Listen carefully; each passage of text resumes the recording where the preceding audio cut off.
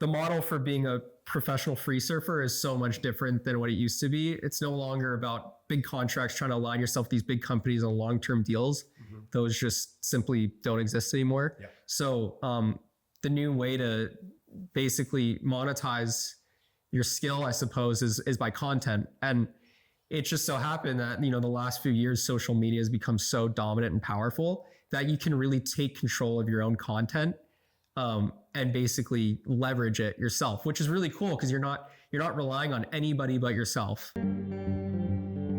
Hey, what's up, everybody? Welcome to the Buoy Report podcast, where we are documenting waves of energy, from big waves to renewable energy waves, thought waves, and mind waves.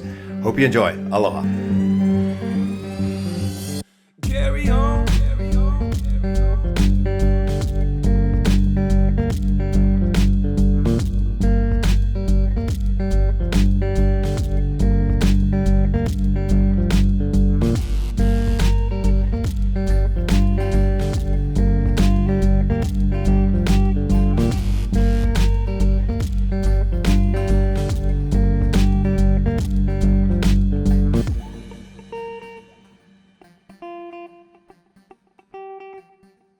Hey, what's up? Aloha. How you doing?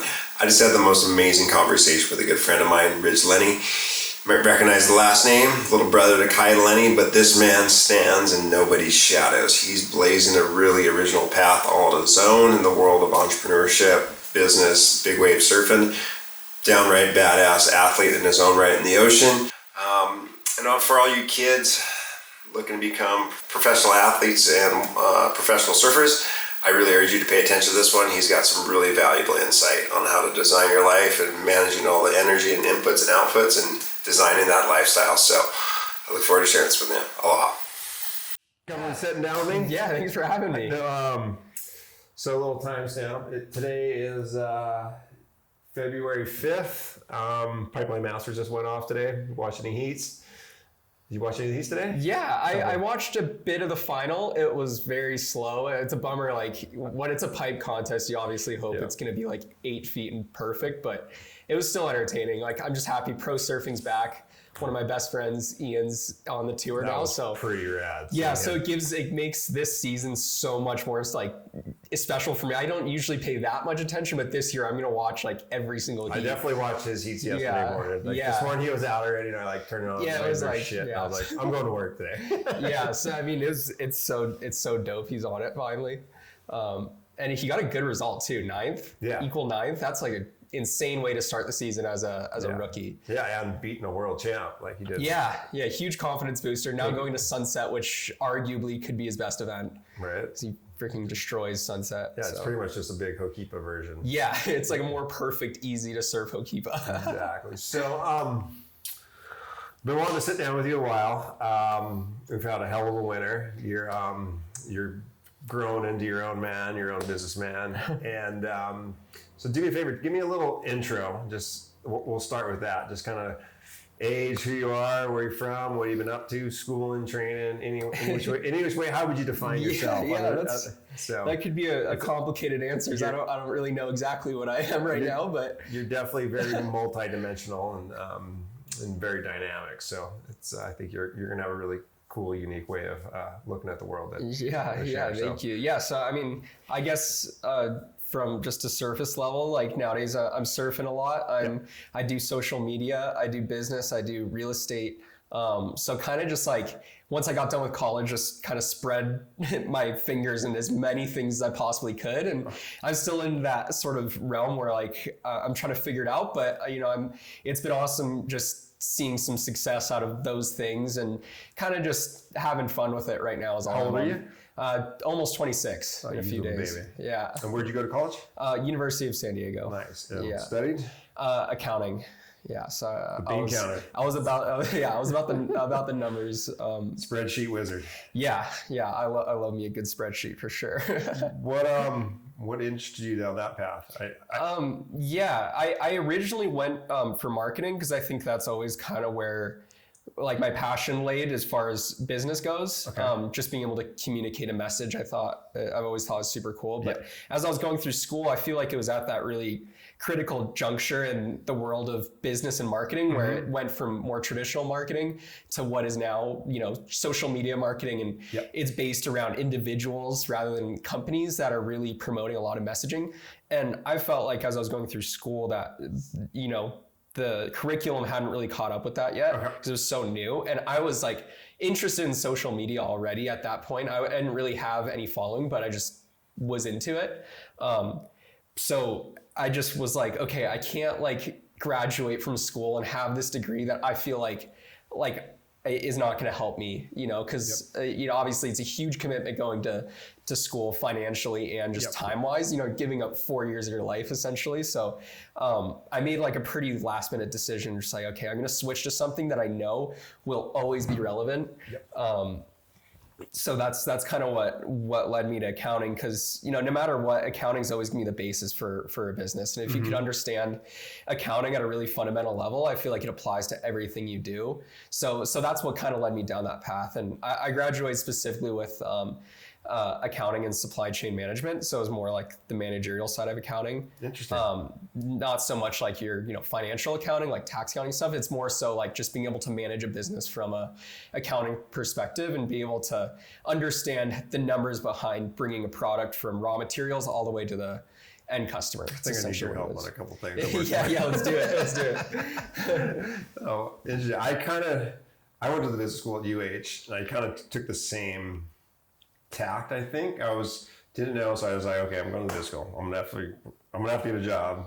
I went the marketing route. So marketing though is, I'll push back on that. That was almost the way I defined, or I understood the definition after going through it, is marketing is the whole business. At the end of the day, it's those 4 P's. It's not just like promotions. It's the price, the product, the product design, the promotion of it, and the placement of it. It's mixing all those together. I'd agree with that for sure. So, okay, so you're back on Maui. Yeah. Full time training. Yeah. It was funny. Once I graduated school, I came back not really knowing what I was going to do, because I had this accounting degree. I knew I didn't really want to be behind a cubicle, but that seemed like it would be a natural route and would be a good, a pretty good career. Salaries are pretty darn high for accountants, is like right when you get out of school. So I had that sort of as my backup plan, but wasn't really super into doing it. And it just so happened that once I came back that winter of 2019, my brother kind of lured me out to Jaws, and that kind of shifted my whole perspective on everything.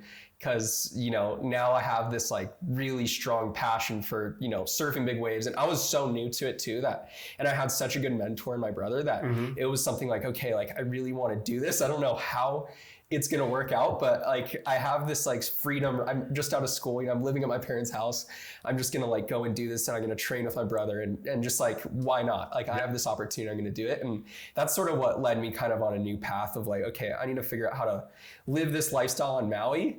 I want to live here. I want to train all the time. I want to surf big waves. And, I'm not a professional athlete, so I got to figure it out. So that's kind of, how do I pay for this lifestyle? Exactly. So it made it so I had to get a little creative, but it kind of led me down a cool path, I think. Did you back burner surfing a bit when you're in school and living in San Diego? Or I watched you grow up, and you always had the natural talent watching those boogie board days. So if you're watching, go Google Ridge stand-up boogie board day. It's you had the gift of balance back then. Yeah, no, I think surfing's always been a really big part of my life. Like, but and through college too, it really was. I always made sure to pretty much surf every day. I was on the surf team there, competing in the college events, but I mean, it was never something that I really saw as a career or anything like that. It kind of like going to school and taking that route rather than trying to follow in my brother's footsteps was more so like surfing for me was just like a hobby. It was what I loved to do. And the only reason why I ever wanted to get better in surfing is just because it would make it more fun. In college, surfing those beach breaks in San Diego is all about just like learning how to do airs, learning how to shortboard at like a higher level. So yeah, surfing's always been a huge part of my life, but just, in a different way, I guess. Now it means a bit more, and it adds to like sort of a career element too, which is cool. Because I never expected that to happen. Okay, so 2019, 2020, pandemic hits. Yeah. Wintertime, we got some hell swells that winter. 2019, 20 was a really good winter. Yeah. It was kind of crazy because I mean, I felt like I had luckily, trained pretty hard before going to that winter, but I was just so green to big waves. Obviously, like I've watched my brother do it for 10 plus years prior to that. He's probably on about his 10th season. Yeah. So I was always like really sort of freaked out. Like, I don't want to like go beyond what I'm capable of, but Kai was always there. And I mainly just towed that winter. Yeah. I think that was a more natural progression into it.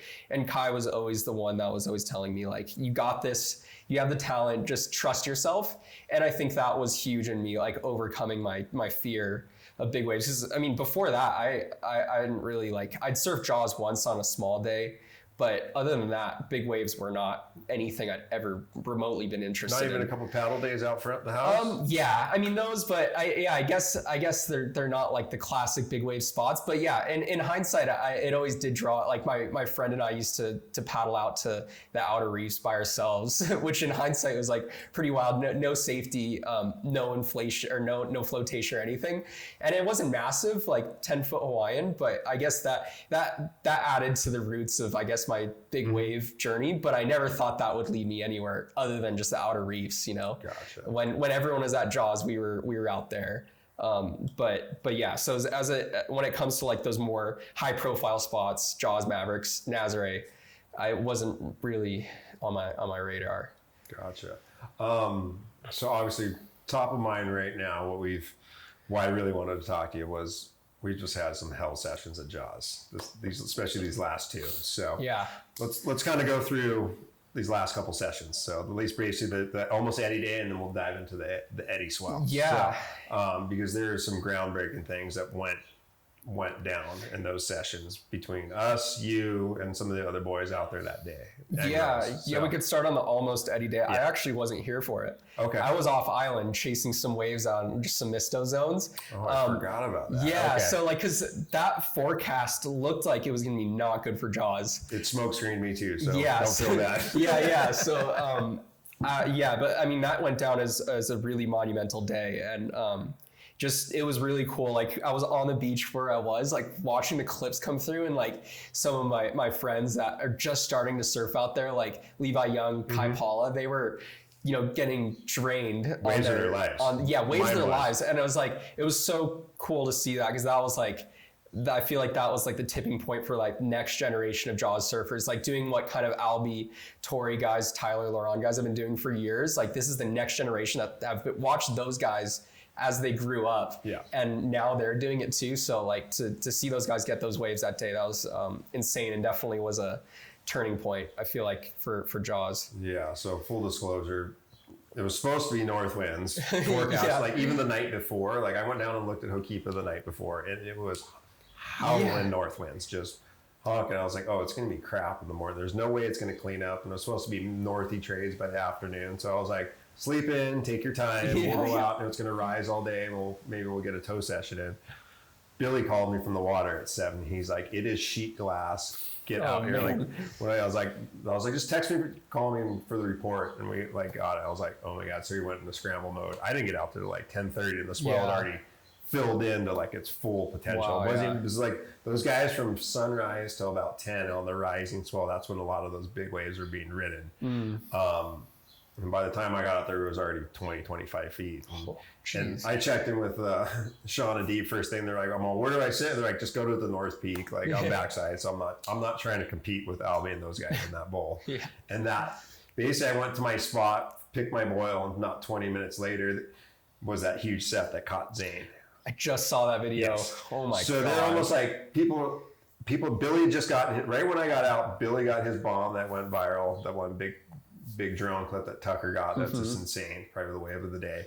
And then it's pretty much me and Zane out the top. And it almost felt like we're too far out, but it was like there was a shoreward drift. There was like the clouds were starting to fill in on the outside, so I couldn't see my markers as much. It was my trees, but you see that triangulation point. So we're really trying to stay on this one boil. And I remember the Roberson brothers were like, you guys are on third reef or too far out. I was like, I don't think so. And not like 5 minutes later, that set coming. I just saw it and I bolted. And if you actually look at the video, I'm actually scratching around the left of it. Oh, jeez. The one I thought it was going to break, it actually stood up on that outer shelf and feathered and kind of sunk back down. But I thought it was going to go top to bottom on us on that outer shelf. Yeah. And I bolted around the left. Zane was probably about 50 yards behind. He saw it probably a couple seconds later. And if you look, he just barely makes it over that first one, but it sucks him back. Oh, man. And then that second one was the one that gets him. So, and I was just like, and then right there, probably about 20 minutes after that, the north winds came up and it turned into a big bumpy 30-foot tow sesh. Yeah. But that morning sesh, what Albie, your brother including, granted he wasn't there that day and he was sick. Yeah. But Albie and Tori and Tyler and pretty much Nathan got hurt that day, but those cutting edge regular footers, what they're doing on that bowl is that's cutting edge surfing. Yeah. As it gets. Yeah. Right? Yeah. No, I think that's like the epitome of surfing right there. Is what they did that day. Yeah. It's the most exposed, the most high risk, the most committed, where they have to sit on the reef, the most committed for when they're finally turning to go for a wave. They're at the bottom. Because once they're even paddling, they're already. Oh, you have to make that drop. You have to be so under it. Yeah. There's no pulling back. Yeah, exactly. When they're taking off, essentially it's already lurching over them, which is, you have to be so committed to go on those things. You have to know that wave is going to barrel. So because some of them don't, so like they have to have the eye for it to see it ledging out. They're like, okay, I'm just going to commit, and they have to commit like pretty much like 15 seconds before the wave even reaches them. Like, there's no backing out of that. And Nathan paid the price for that day. He broke his back. Yeah. He was staying at your guys' house during that? Yeah, I didn't cross paths with him, but I briefly talked to him on FaceTime. It sounded so gnarly. It's just like, you see so many gnarly wipeouts, out at Jaws, and you sometimes wonder how people don't get like hurt even more. Yeah. But I think just the way he fell was just like, it kind of just was super unlucky with the way he whiplashed and everything. So would you agree, or my feeling is that is the cutting edge part of that, is the most bleeding edge part of the smart, where it's the progression, where they're pushing the equipment, designing the equipment, like I almost more so than the technical errors that some of the guys are doing right now. Yeah, no, I would say for sure. As far as paddle and surfing goes, that doesn't get any more committed and technical as that. I think the only thing that compares is those like 12 to 15 foot paddle days at Chopo that like Nathan and Matahi are doing. And that's, and maybe what the guys are doing in Ireland, but I think they're getting even more of a chip shot though. I don't know. As far as what I've seen, that's definitely some of the most impressive surfing. Yeah, that's hands down. Yeah, I just ordered an 8.8 too, so it's just like I next, either if it happens this season or next season, like seeing the younger guys come up has been like so inspiring. Like I don't even care if I don't really get one, but just to like sit there and watch how they do it on that West Bowl would be freaking cool. Nice. So we'll see. All right, well, swell number 2. Yeah. The Eddie swell. Yeah. So run us through that day, and I'll interject where I can. So I mean, the days leading up to it, I was on Oahu because Kai was over there getting ready for the Eddie. Mm-hmm. And it was kind of a hard decision for me to decide what I wanted to do, either watch him at the Eddie or fly back and try to surf myself. And it was intimidating because I'd never surfed a day nearly that big without my brother. Mm-hmm. So, I feel like we have a pretty good relationship out there. And the infrastructure that comes along. Yeah. So I decided, I was like, man, like I missed that last swell. Like I want to at least be out there for this one, But the forecast did not look like it was gonna be that big. I was preparing for I knew it was gonna be super west. I was thinking, okay, it's gonna be windy, so it's probably gonna be towing, and probably just be hunting those west bull barrels, which is my favorite at Jaws. Like I love when it's super west and windy. But those first buoy readings came in and it was just like jaw dropping. Yeah. I didn't get no sleep that night. I thought there was something wrong with the buoy, or that the swell somehow was just extra focusing on those really far up buoys, and we weren't going to see that sort of energy. So I didn't even get that stressed about it. I was like, I've seen this happen before. Like, it's not going to be that big, but I set up my heavier board just in case. But yeah, just driving up there, I teamed up with our good friend Ola, and as we were driving up, just passing Okipa and seeing those lumps coming in, I've seen like open ocean swell just as big, but the period of it was just absurd. Like it took like 20 seconds to get to the top of the wave, you know, when you're way out. And it was like that defines the girth too, right? Yeah, so you could tell there was an absurd amount of power, and I'm like, oh my gosh, like I don't know what's going to be happening up there. And it was still pretty early in the day too, because the swell was going to peak like that night or like late evening. So I knew we were in for something pretty crazy. And when we got there, I think you had just finished towing in Izzy Gomez into a really sick barrel, and she was all hyped up, and that got me so psyched. I'm like, okay, I don't even want to look at it. Let's just go out. And I didn't fully grasp how big it was. Like even when we're sitting out the back, like the waves felt big, but nothing more significant than some of the other days I've had out there. You almost couldn't tell out there. You couldn't. And we were way out the back, and took like probably 45 minutes for me to actually get on a wave. But everyone was telling me that I was out there. We were just talking story with the other tow teams. They're like, watch it. It's gnarly today. So I was like, well, I don't know like what's going to happen here. So first wave I go on, and immediately felt like I was just flying. I was on my lighter board too, because I didn't really think I needed the bigger board. But yeah, that first wave was wild. Just like felt like I just had to race it. Pulled into a tube. The thing barreled sort of outside of where the normal like West Bowl ledge is. So it kind of got almondy on me, and I like barely scraped out, got lipped, and then like barely made it. Did like a wheelie. Yeah, I did like a wheelie, like basically like almost airdropped out of the thing. And that was my first wave. And I was like, oh man, like this is intense out here. It's like the most technical riding that I've been required to do, tow and surfing, because a lot of times tow and surfing out there, I feel like you really do have the option to like make it as gnarly as you want. You could sort of stick on the more towards the shoulder and just basically like just race it to the channel and you'll be fine. You could go like when I was first going out there, that's kind of what I would do, and I never fell. Yeah. But nowadays I want to push myself deeper. But that being said, that day you had no choice. Like you were having to rush every wave, and just it felt like you're just barely making it. And then I got another wave, pretty good one. I got a bit of a cover up, could have been deeper. And then that sort of just fired me up, be like, okay, like this is the type of day where you could get like the absolute wave of your life. So, third wave, was like another set, and I'm like, okay, I don't care. Like, I'm just going to get like a big barrel on this thing. So I set up for a big barrel, did that. I should have learned from my first wave, because it did the same thing where it sort of moved off the ledge, was really tall, and then just like, didn't fully barrel. So I pulled into essentially just a big almondy barrel, and then fell in it, and then the whole wave basically doubled up on top of me underwater, which was... I saw you going on that one. I was like, ooh. Yeah. Like from my version. Where were you watching it from? Out the back? We were kind of we had gotten out the back, and we just caught a wave, and I was sitting out the shore, and I was just kind of waiting. Our routine was like, catch every other set or every third set. Yeah. And just wait for rotation and be really smart and patient and let guys get your turn and get priority. And so we'd gotten out the back, and you'd went, and the thing had this fang on it. Yeah. I was like, oh, he's really optimistic on that bowl. Like, and I was like, good luck on that one. Like just watching you go into that thing. I mean, where I'm at right now with tow and surfing is I really do want to get those super west ones, and I want to get like really barreled. All the best waves I've ever had out there are those ones that look like you have no shot at making it, and it does have that crazy wall to it.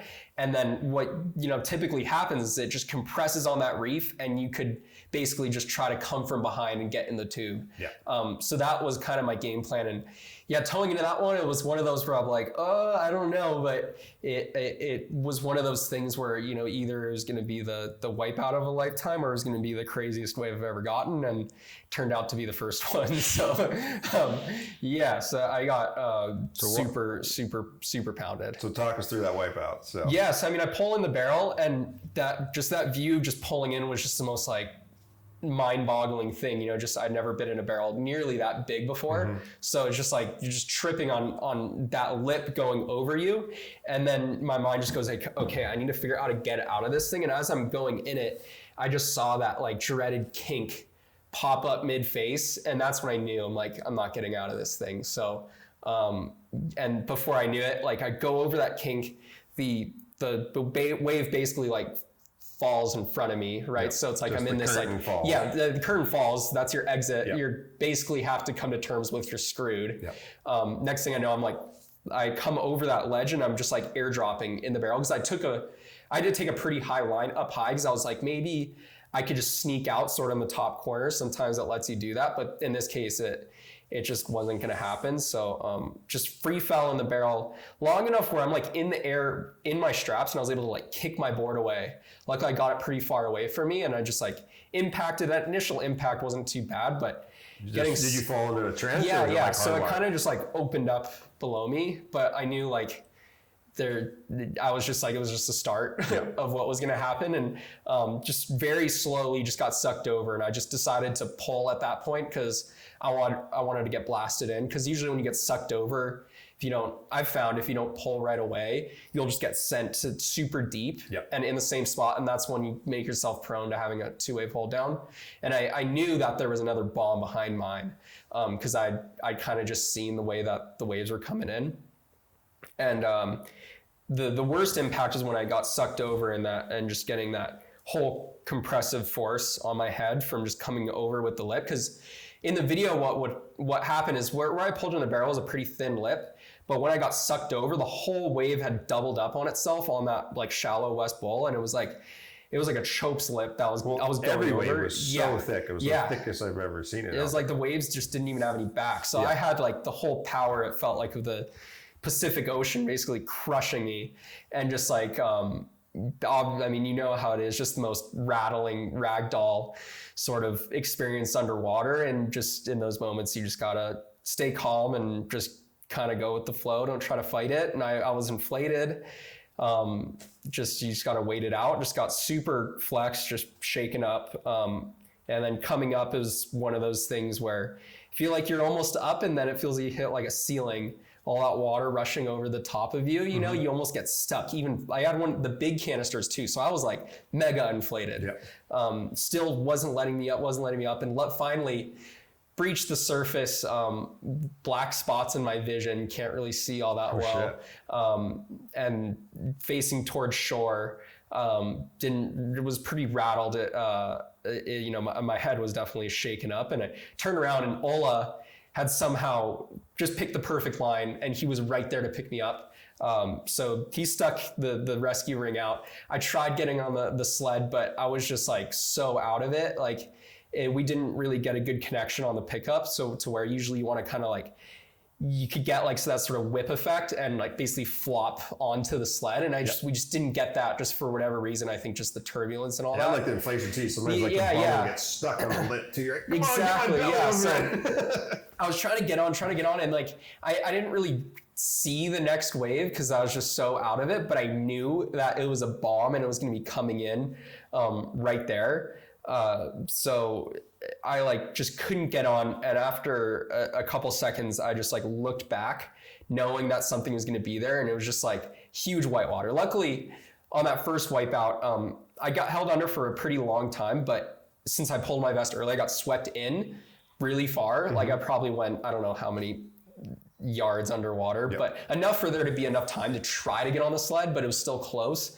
So I turned around, things coming down on us. I started like screaming, just go, because I was just freaked out. We were both gonna get tumbled, so I knew, like, he started gassing. I knew I had about like 0.1 seconds to like figure my shit out and try to get on.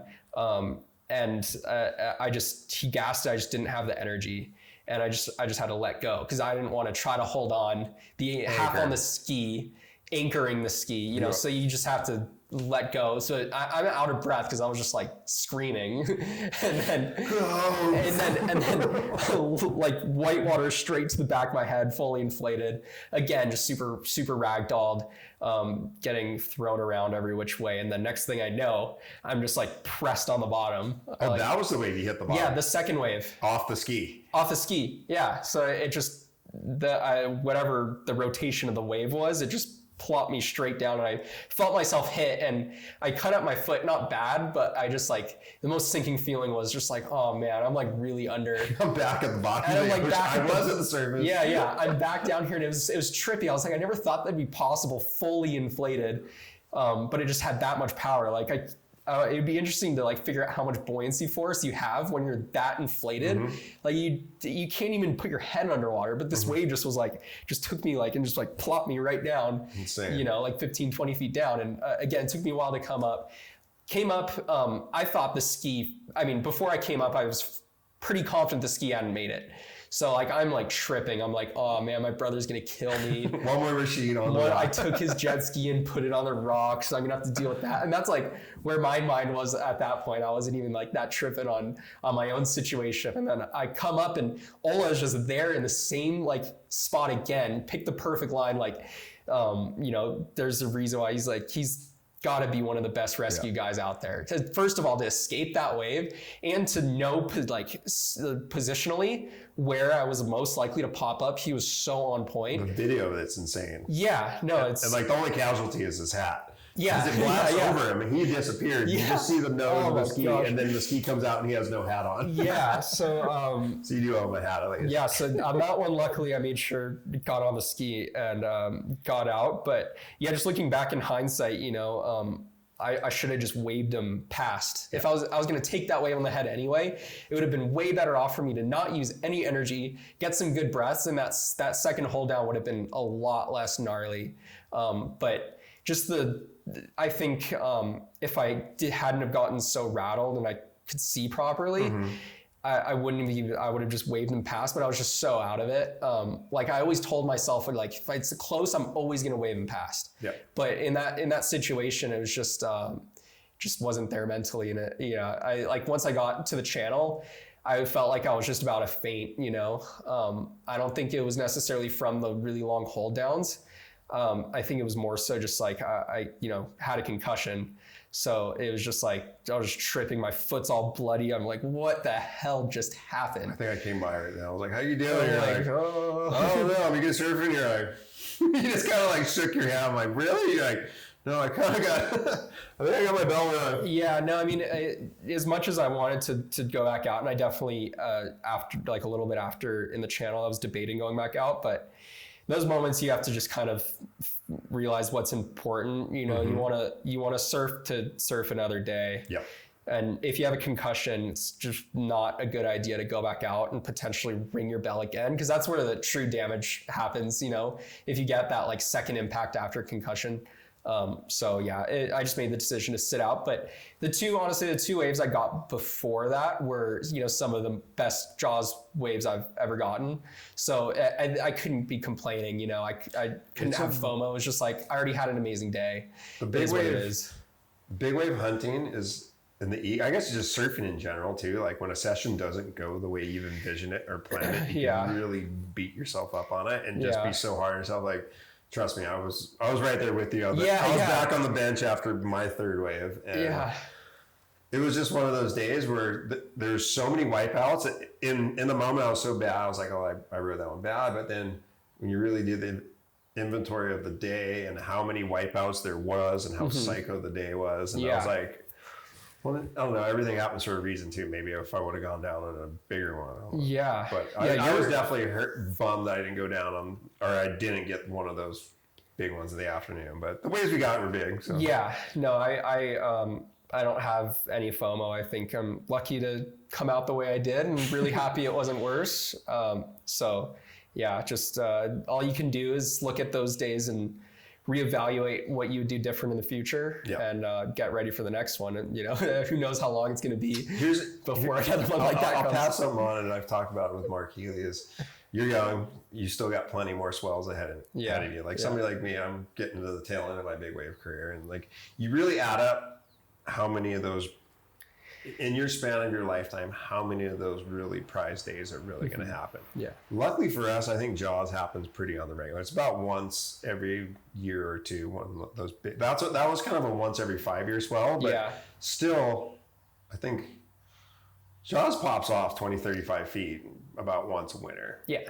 I would say less. so, yeah. But there'll be more days at the end of the day. Yeah, yeah. No, but I had a great time. Like the rest of the time I was out there that day, watching you, it was a really tight knit group that was out there that day, which was cool. It was, there wasn't, for whatever reason, there wasn't a whole lot of people out. I think it was just like at that level where it was just that scary. At the end of the afternoon, there was like two teams. If you wanted a 35 foot wave, it was there. Yeah. Go out there and take a number. And like people are out, I'm done. It was the only other session I can compare that to where like pretty much if you went down on a wave, you either lost your equipment, you broke your body, or you're shell shocked. Like there was so many dudes that ate shit and they're done. The only session I really compare that to was like I was there for the Code Red swell back in the day at Chopo.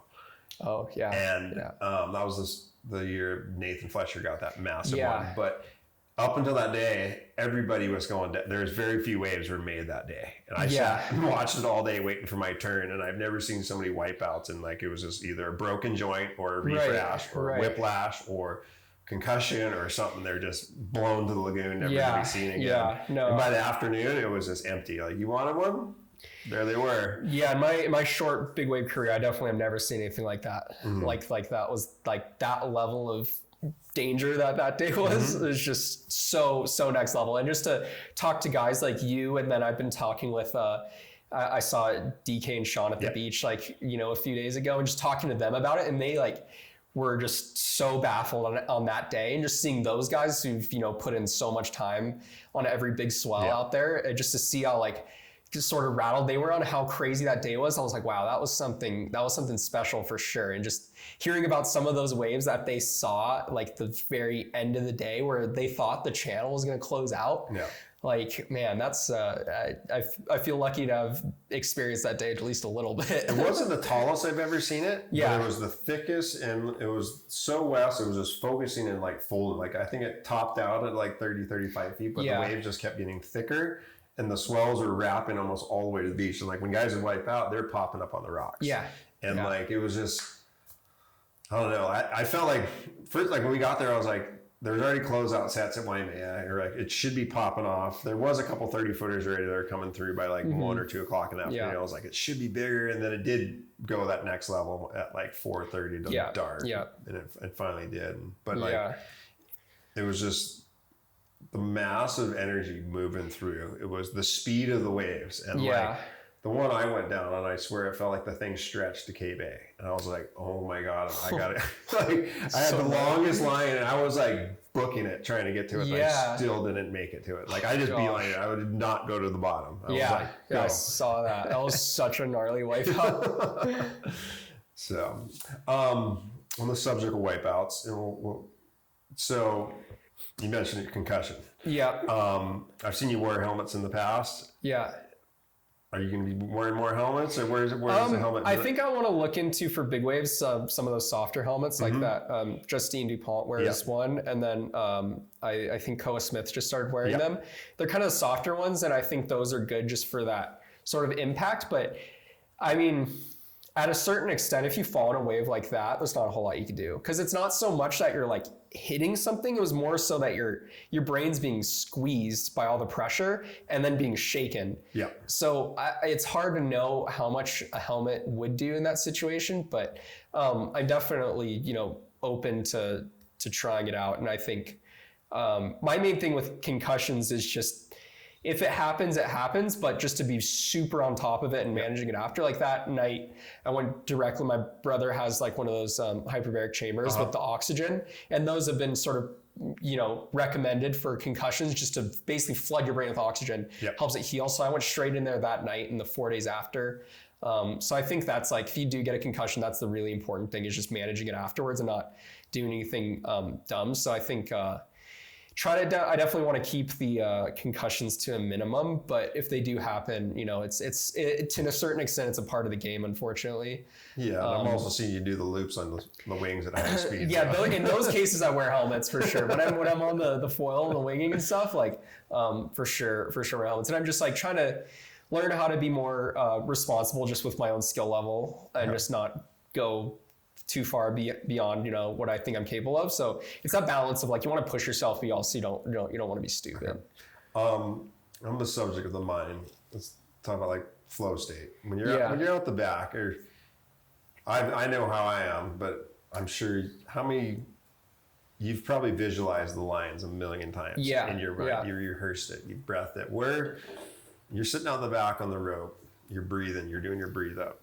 Where's your mind going? Are you clearing it? Are you just focusing on it and looking for the wave? And when I'm on the ski, I like to just keep the mood light. So like I always just like with my brother, we just like talk story or like, just joke around out the back. But I think it's different for everybody. But I think for me, I'll let if I think too much about something, in my brain will just go into overdrive and psych itself out. So I think a lot of the visualization I do and just like that mental state is the days that you're not out there.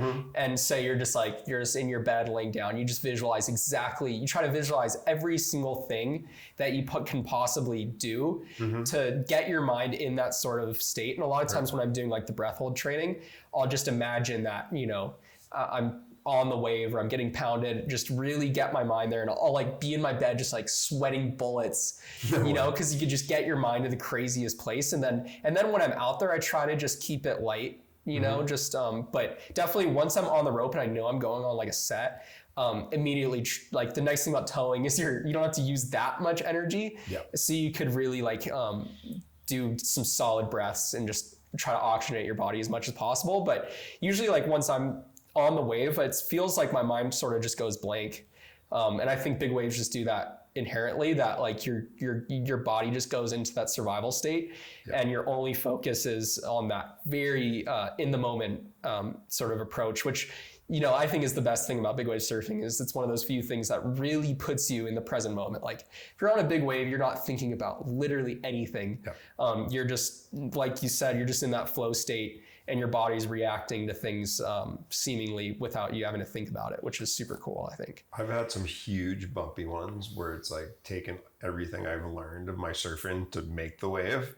And I'll remember that I'm breathing so consciously and audibly that I've actually like heard my breath. Wow, that's while cool. I'm like riding the wave, just like and then I kick out, I'm like, so sick. I made that wave, and I'm like, oh, you're breathing loud on that thing. And I was just in the moment.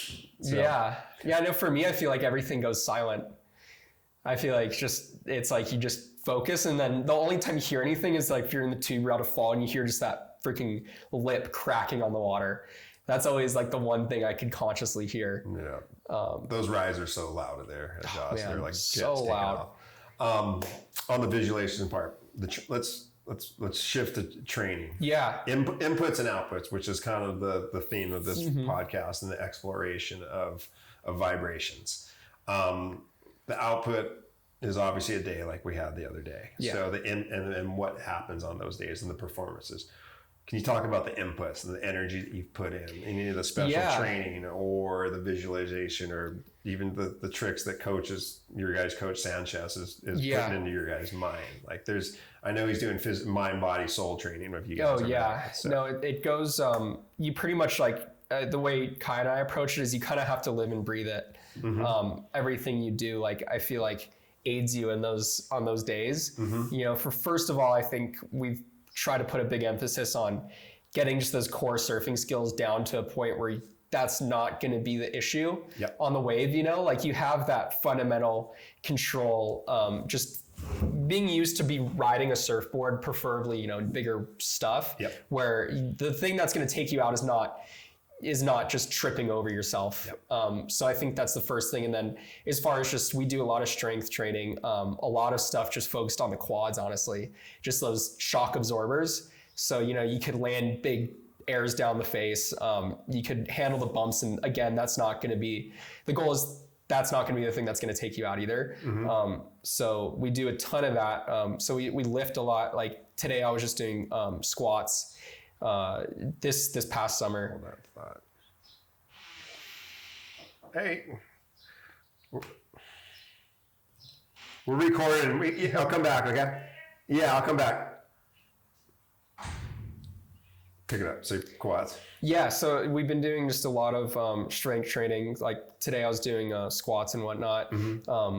This past summer I focused a lot on trying to just build up some more muscle because I think what we've found, and I think Nathan's a really good example of this, is if you build up a lot of muscle, it's almost like it protects you. Because I think Nathan's injury, I feel like, could have been a lot worse hadn't he been so freaking strong. Like you just watch his videos of him lifting and it's insane the amount of strength that guy has. So I think he's so unassumingly strong too. It's you look at him, you're like, I've seen him do cleans and stuff, and it's very impressive. So that's something to strive for sure. So a lot of strength training, a lot of just dynamic training. Like we do a lot of jumping. Like increasing my vertical jump has been a big focus, and then we just recently learned how to do like a bunch of standing flips. So I mean, just getting that like fast twitch muscle, that's been a huge aspect. And Can you now, dunk yet? huh? Can you dunk yet? I have dunked once. It was kind of a fluke, and I just got that perfect jump. Kai saw it. He'll vouch for me on it. He saw me dunk on 10 feet once. So that was like probably one of the best moments. Like at 5'10", to get that dunk, it was pretty good. Nice. Yeah, I was stoked. But yeah, so that's a huge part of it as well.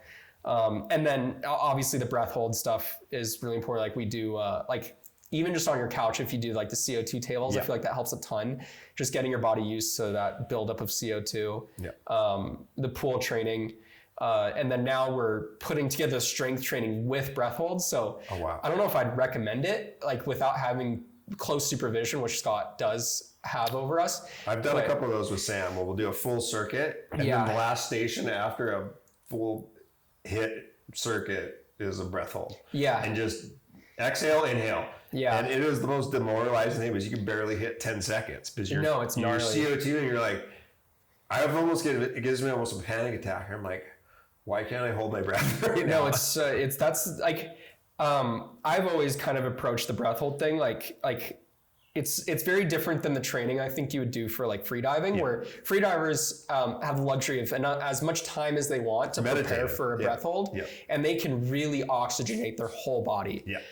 We kind of have the opposite. We have zero time to prepare. A lot of times you're going under with a negative breath. And so like if panicky. So your heart rate's super high, your mind is racing. So it's a different way to train. So so like doing stuff like that in the gym where you get your heart rate super high and you're loading your muscles while breath holding. That's the type of training that kind of I've found really effective. Like neither of us can hold our breath for an absurdly amount of time because we're not trained to do that. We're not trained to do 6 to 8 minute breath holds. We're trained to be able to do up to a minute and a half breath hold under a massive amount of stress.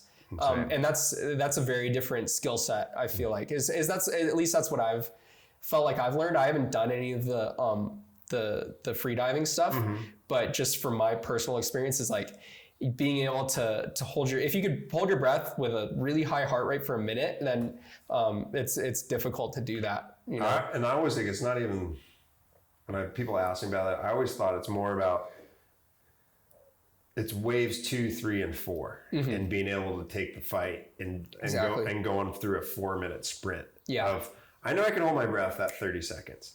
I probably can hold my breath for 30 seconds when somebody punches me in the gut. But can I do that 3 times in a row? Exactly, yeah. And then you're just like, it's like a video game where your little energy levels just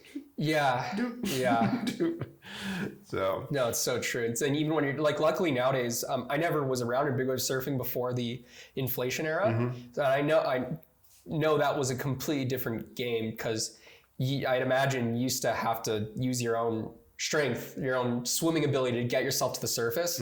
Nowadays, you could just rely on you don't want to rely on it, but in a lot of cases, if it does go off, you don't want to try to swim because that's just energy being used. As soon as I've ever played it, it's just like, bring it in, go slow.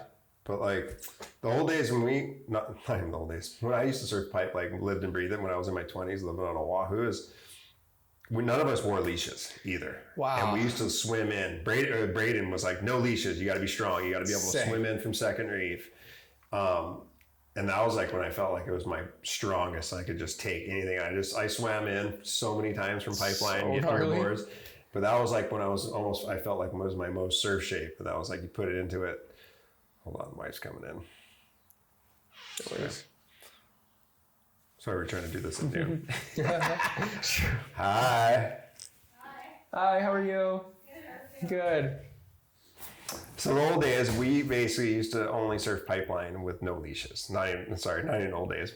When I was in college, this is like 15 years ago, was Braden used to hammer us, no leashes, you got to be strong, you got to be able to swim in. And basically he had us on this gnarly little training routine all the time. But that was like the most surf shape I ever felt, just being able to swim in from second reef on like 15-foot days and fight the current. I think the only time we'd put leashes on if the rocks are really showing on the beach. Oh, would your board just go all the way down to Rockies? No, it would sometimes if you're really lucky, but it's white sandy beach for the most part. And it so just wipes out. And usually some tourist would always grab it and be waving at you. Yeah. And you could actually probably hack it if there's like a hot chick, you kind of lose your board. Yeah. You're like, push it that way. Come swim in for some hot chicks. That's funny. But those days ended when Malik Joyup ended up passing away because we ended up losing him. He actually had a leash on that day, and then during the rescue, somebody took the leash off, or the leash got taken off, and there was like a lot of people, and they got cleaned up by a set, and he disappeared there. He didn't show up till like on the other side of Pupa Cave, going towards the Rocky Point. And then after that, we're like, that's it. You got to be attached. You got to have flotation. Now you go out there, everybody has helmets, float suits, leashes. It's just, that's the innovation of safety is pretty insane though. Yeah, I mean, pipe looks like, I haven't really had a huge desire yet to go out there. It just seems, it's pretty out of my wheelhouse. Like a big wave that big on such shallow reef just seems so intimidating. I think shallow surf and heavy waves is heavier than. I think so. I mean, Jaws. Maybe, I don't know. There's different, you get dismembered at Jaws. Yeah, I don't know. All the big waves we kind of have over here, like other than a couple weird ones that Albie guys surf, they are really deep water. So I think we've gotten just so used to having that sort of deep water experience. Mm-hmm. But you ask like guys that are from Oahu, and the deep water stuff we do over here like freaks them out. Like the same way that like pipeline freaks me out. Yeah. So I think it's just like that sort of nurture thing. You know, we just are in this environment. So we're used to like those long hold downs getting pushed super deep, but that's like, to a lot of people, that's like really intimidating. They'd rather be in that like shallow water somehow. Yeah. So you're deep in the sport of ocean sports, being with Kai as your brother, and the innovation. Where do you see, and you're pushing the innovation movement yourself, being right there in it. Where do you see the innovations happening moving forward? And this is, you guys are thankful, you guys are part of the inputs and the vibrations pushing it forward. So yeah, I mean, as far as big waves go, I think there's a crazy, like we talked about, there's a crazy amount of innovation happening with that West Bowl surfing, paddling that guys are doing. And what's cool about Piahi right now is that there is like, there's two like simultaneous innovations happening at the same time, which is really cool. Like there's like the paddling side and then the tow side, where we've gotten to a point in towing where, you know, let's face it, it is easy to get on these waves. Yep. So the trick with towing is how can you make it more difficult in a sense? And by doing that, either you're going super, super deep because you do have the speed and you're basically backdooring and try to maximize your time in the barrel and hopefully getting one of those north peaks that connects all the way through the West Bowl. And I think that's the side that I am most passionate about. And you see what Kai's doing with the tricks. Yeah. You know, he's approaching it as if he's going down like a snowboard run. And you know what, a lot of times, you know, what it looks like it's a chop hop, but once you see it in person, it's more like he's hitting a ramp. He's hitting a kicker. And it's like, it's not like he's going a few feet and doing it. Like the footage is, it doesn't really show how far he goes. Like he's traveling like 30, sometimes farther, 40 feet, going across and down and while spinning. And I think that's something that is just so next level. Like I've thought about trying it, but I can never get myself to act. I tried it one time at Jaws and I almost blew out my ankle trying it. So it's so much more intense than I feel like people realize. So I think you just hit on the head. So when I sat with Travis Rice, I asked him pretty much that question. He's like, no, you guys are, what these aerials guys are doing and big wave surfing, it's a moving hard transition with a hard tail. Yeah. He's like, when I'm launching it with the kickers and his board has the flex. And he's like, I can save myself if I overshoot the tranny with my board and there's flex. Interesting. And you guys have these stiff moving transitions and that it's so much more hard and you're trying to use the flow. Yeah, no, it's like a lot of times Jaws does have those kind of sideways ripples going through, and those are your ramps basically. Yeah. But it's not just the ramp you're going off of. You also need a place where you're going to land. Because when I hurt my ankle, I think that was last season. It was on a smaller day, but it just so happened I went and did the 360. I was getting it around, but on the last part of the rotation, I just essentially cased a chop. So compressed my ankle. And so that's the most tough thing. And I think Kai and Lucas Chumbos has become really proficient at it. They're like, to me, they're on a different level as far as toe surfing goes. And I think, I don't know how long it's going to take for that to become like the standard. And even when you watch the Nazare contest, it seems like the judges at least haven't fully wrapped their head around how gnarly it is. Like they're getting similar scores for doing what they do, the 360s, as you would if you just rode it straight. But like, unless you like see it in person or you're out there trying it, it is insanely difficult to do what those guys do. When he did the spin and then he went launching off the ledge. Yeah, is the gnarliest. Like any free falls, it's a 20-foot free fall. Yeah. Like he does eat shit, but like that air that he is just like, it's like going full speed off. That's Travis Rice shit, what he just did. And then he falls and then has to take a full on hold down at Nazare after. So it's I'm really excited to see. I would be really excited to see some of the younger generation, get on the toe board and see what they can do on it. I think that'll be really cool. I totally agree with you. Because obviously the paddling will always be the epitome of big wave surfing. I don't think there's any argument around that's the gnarliest way to do it. But there are those days at Jaws that are really windy that paddling just doesn't make a whole lot of sense anymore. And it would be sick to see some of those really high performance dudes push the sport in that regard. And I think that shift is happening now, where I grew up in a time where toe surfing did not have the best reputation. I used to watch Jaws on the cliff with my parents in those 2004 swells and all those really big swells, and it was just a circus. I mean, you could tell me about that, but there's a lot of dudes that didn't come from surfing. Exactly. Because it does make it easier. Yes. Like Joe Schmo can go out there and grab the rope and let go on a big wave. But I think nowadays, what Kai's doing and what I'm trying to do is show that this can be, a legitimate sport if you push it in that direction. You're not riding on the shoulder and just going straight. You're going super deep, doing big turns and doing airs on the wave. That's where the progression, I think, is going to happen. Can you imagine like a super strong technical guy like Medina or something? Can't imagine. Yeah. Like he would, I think he's an animal enough and he's got that Brazilian spirit that like he would probably he could transition to paddle. He's like technical knowledge is, he could paddle, he can tow. And 100%. Yeah, like Kai and I always talk about this, where the best big wave surfers are the ones that are insanely good small wave surfers. Just their ability to read waves and just technical ability. It's almost, you could even make the argument that surfing high performance on a big wave and a lot of waves is a little easier because you have so much time to do your turns, to plan everything out, because the wave is moving slower as it's so big. So I would be, like you said, I'd be so curious to see what one of those guys could do on a toe board. Especially like a truly tuned in toe board. That's they're just dialed and they're comfortable. And and I think that's where Kai has a huge advantage, is that he's a really, really good high performance surfer, but he also has that wind sport background where he's used to being in straps, because that's a huge thing for a lot of surfers. They're not used to being locked into the board like that. And also, going at a speed at which you're not that connected to the water. You're pretty much just skipping, like windsurfing and kiting. That's what it is. You're on that plane and you're barely attached to the water. And if you could get used to that feeling and not let it scare you, that's when you could go to that next level. It's like almost an edge control of being out of control, right? Like exactly. Yeah, you'd be comfortable with that feeling of like you could blow up any second, but you get to the level where you're like used to just barely being connected. And then, you know, because I mean, I can attest to this. My first sessions at Jaws, a lot of times you're just focusing on making a wave. Yep.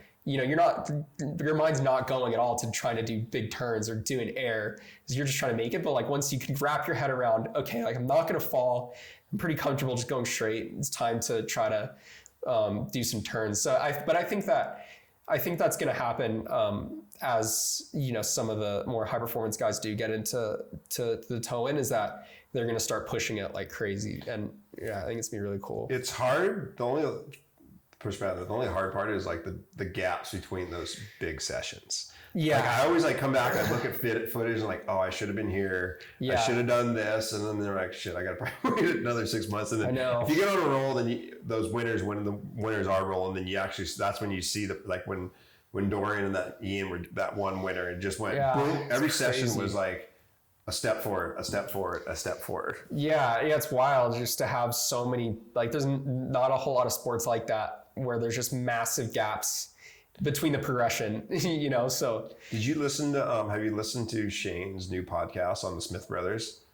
No, I saw clips from it. I want to listen to it. You'll watch or listen to him talking about the big wave surfing. Yeah. It's insane of risk and fear and some of his gnarliest experiences. It's one of the best ones. Wow. Yeah, I've listened to some of his previous podcasts and he's so good at articulating But this one's, I think this is his best one. And it's actually, I got to check it out.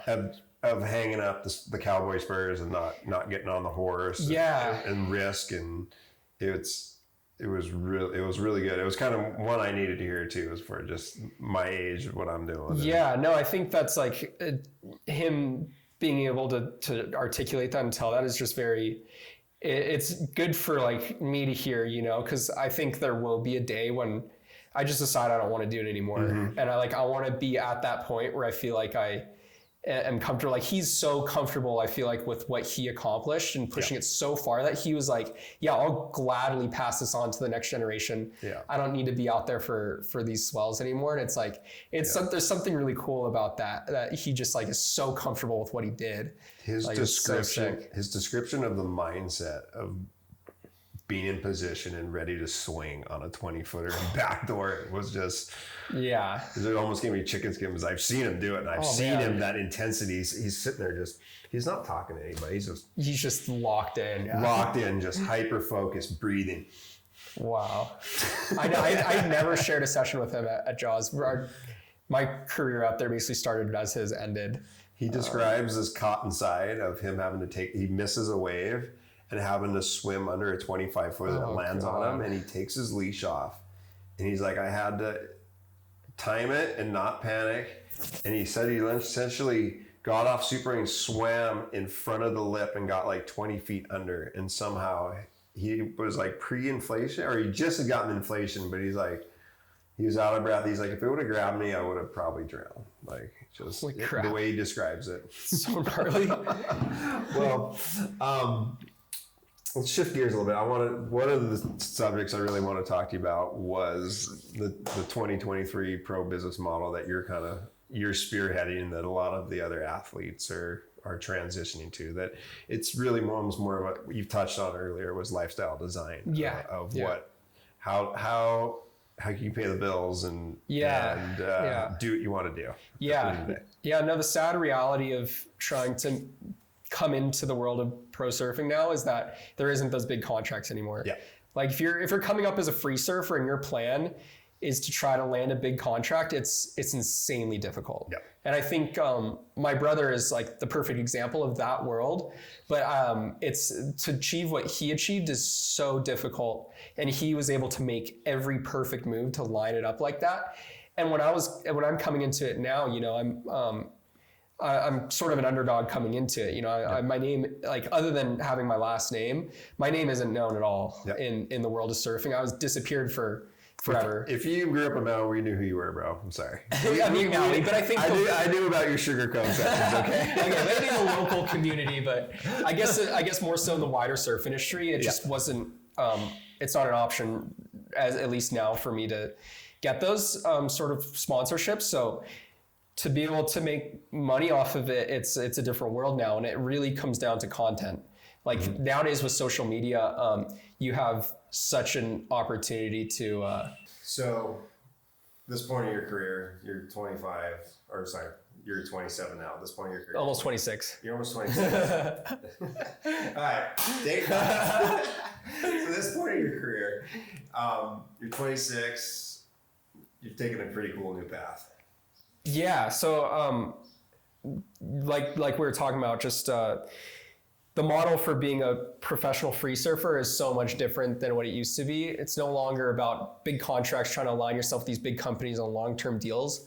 Those just simply don't exist anymore. Yeah. So the new way to basically monetize your skill, I suppose, is by content. And it just so happened that, the last few years, social media has become so dominant and powerful that you can really take control of your own content and basically leverage it yourself, which is really cool because you're not relying on anybody but yourself. You're your own boss. You can put out whatever you want. If one day I decided I'm just not going to post any more videos, I can go ahead and do that, and there's no contract attached to anything. So it's kind of a cool new world, and I got really lucky because right as I started my big wave journey, this app called TikTok was gaining popularity, and it was at that point was kind of a dancing app. And then pandemic hit, people are super bored in their houses, everyone's downloading TikTok. I had a friend that recommended that I start posting some of my big wave videos on there. So I basically just started posting, and it just so happened that I was one of the few that was posting any sort of surf content on the app.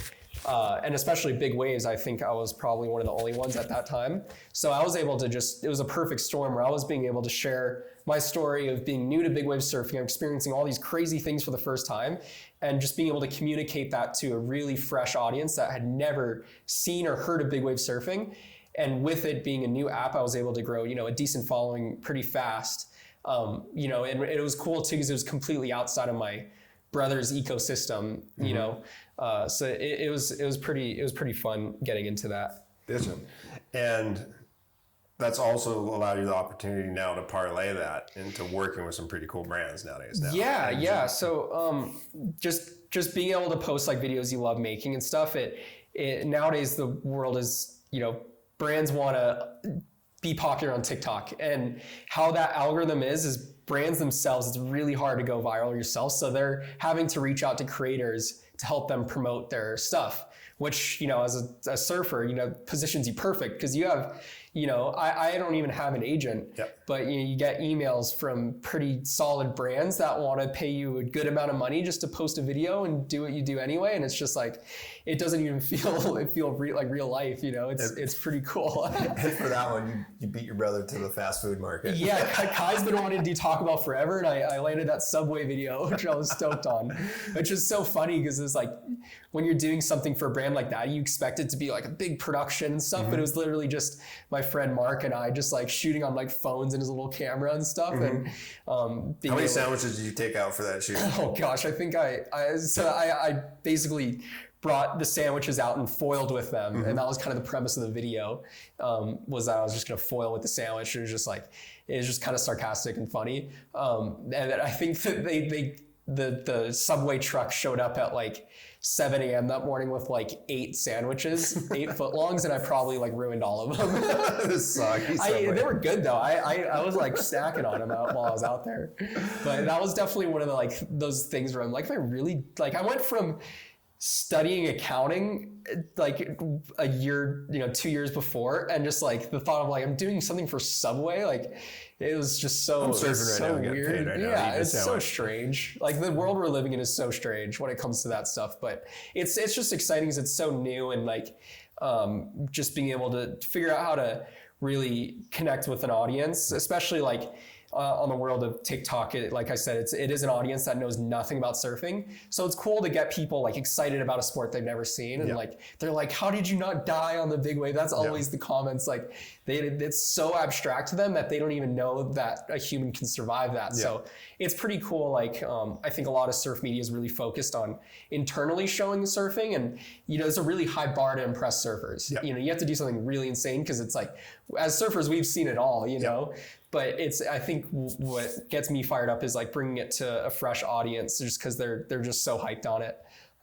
So I really enjoy it, and it just so happens that you're able to monetize it nowadays. So I think I've been having just a ton of fun. No, we were talking one day at the beach, and you told me, you're like, it makes more sense for you to not have a sticker on your board. Exactly. Than have one. Yeah, that's one of the big realizations I had when I remember right when I was getting more into this stuff. I'm like, man, like my board's blank. Like, how cool would it be to have like a sponsored sticker on there? And then I started getting these jobs where like you see like they'll send you like a competitor list where like we can't see any of these logos. They don't even want to see any logos whatsoever. And I was like, started to realize, and I started looking more into doing stock footage shoots with, you know, some of my filmer friends here, where they don't want to see any logos. So for the position I'm in, it makes so much more sense for me to have a blank board, which is so much different than what it was in the past. You know, like if you had a blank board 10 years ago, means you're not making anything. Now it's like having that blank board can potentially lead you to opportunities that you wouldn't get otherwise if you are connected to a long-term deal. You know, because these short-term deals you do, that's what they are. They're short-term, you know, and they don't want to see any competitors on your board. And if you do like 5 or 6 of these deals a year, you know, you can make a pretty good living. And then you're not contractually obligated in the long term to anybody. You know, when you have those longer-term contracts, it's like they sort of own a piece of your career, you know, which puts you like, if it's one thing if the industry is doing really well, it's really solid, but now it's like, it seems like you see these pro surfers basically getting the rug pulled out from under them from their big sponsors. And it's like, as someone that's new and not able to get those big sponsors anyway, it's like, you don't want to put yourself in that position. You want to be in control of every aspect of your career, you know, which nowadays with social media, you're able to do it. So, which is by extension being in control and owning your own media rights, right? Exactly. So so owning the media rights, owning your own brand, that's where the value is, for sure. And owning like every one of those sessions, right? Your filmers are in place, you're buying the clips after session. Like that hard drive is dollars in the bank. No, that's you're exactly right. Which is super cool. It's like, it's cool to just be able to be in control of everything that when it comes to your career. And which is kind of what I'm trying to do with this little platform, is basically using energy waves and big waves and all those little conversions in the middle. And like, the real high profile thing is big wave surfing. I don't know if you saw Joe Rogan's post today, but he posted a wave of Sebastian. Did he really? On Nazareth. And he's just, I think he spelled holy shit, HOLEE shit. Look at this wave. I think he was like, this is 100 fucking foot wave. Excuse my French. But that's what got the eyes. I mean, big wave surfing is probably one of the most eye-catching sports in the world. So it translates really well to media. And I mean, and I think something that I've been trying to leverage is to really humanize the sport. I think a lot of the big wave surfing media I consumed when I was growing up, it was almost portraying the people doing it as like these mythical creatures. They're like from a different dimension. They're riding these big waves. They're super gnarly. They're invincible.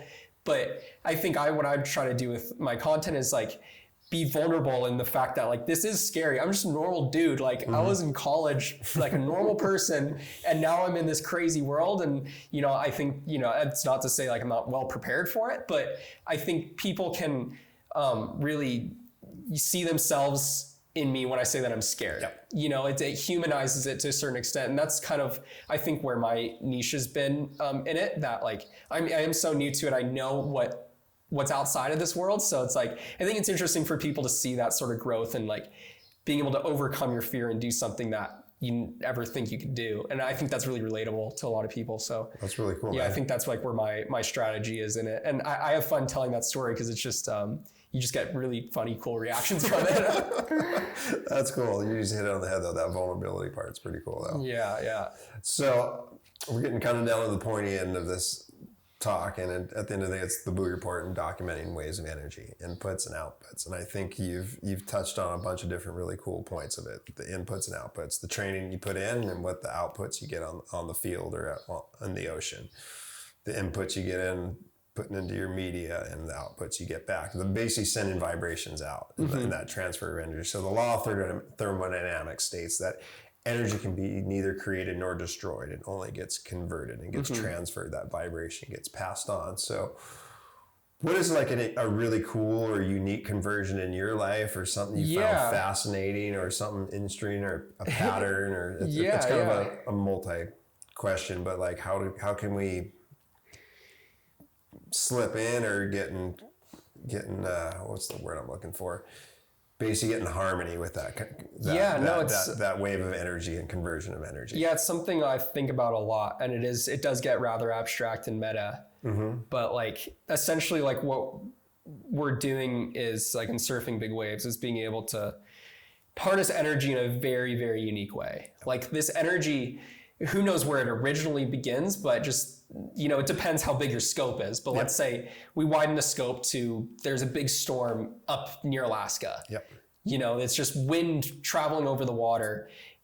That transfers its energy into waves on the water that travel thousands of miles. And it just so happens we live in a place that somehow is able to magnify these open ocean swells into a perfect, really, really large wave, and basically consolidate just an absurd amount of energy into one spot. And we as humans are able to ride these waves and basically live to tell a story after. And then that, like you said, that same sort of energy that originally started up in Alaska, you're transferring it into, the world of the internet, and people are able to see your story and I guess be inspired by the feat, and maybe it'll make an impact in their own life, and not necessarily in the world of surfing, but maybe it'll help them overcome things that they think are scary.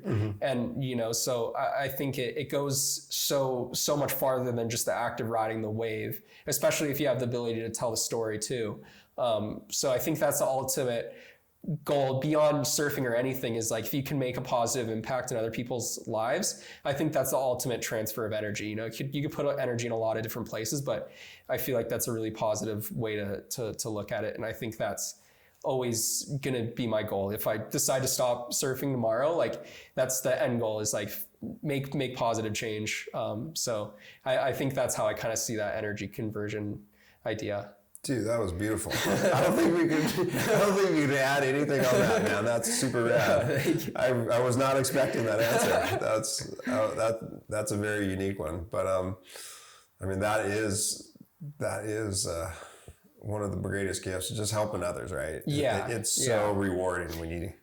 Yeah, I mean, we only have a short amount of time on this earth, and if you could leave it better than how you found it, you did well, I feel like. I've never thought about that. Like that wave that you just rode, next thing you know, some kid, who knows where, is looking at on a screen somewhere. Yeah. And is getting that message that you're sharing and is being inspired. Yeah. And it started, I mean, if you really want to go back, it started with the sun. That heated this earth. Right. That made heat, that made wind, that made that storm, that made wind, that made waves, that traveled across the ocean.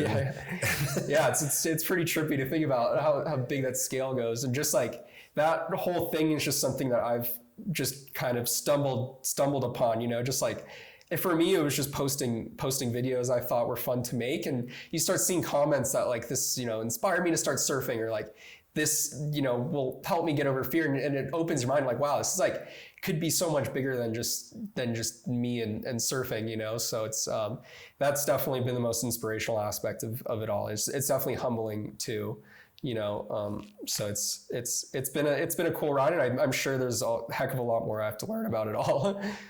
Well, I don't think we could add much more to that. I think that's a beautiful way to end this, man. Yeah, so, sounds good. Well, thanks for having me. It's always a good time talking to you. That was cool, dude.